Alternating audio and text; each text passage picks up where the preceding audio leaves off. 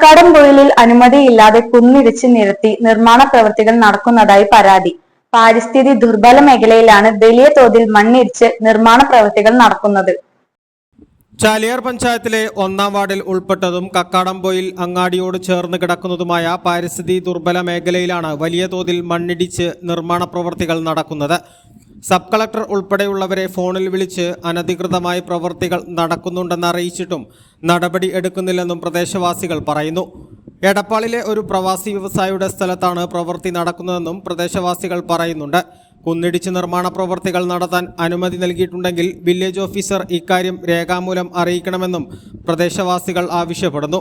സമുദ്രനിരപ്പിൽ നിന്നും 200 അടി ഉയരത്തിൽ കിടക്കുന്ന സ്ഥലമാണിത്. ഒരു ഭാഗത്ത് വലിയ ഒരു പാറയുമുണ്ട്.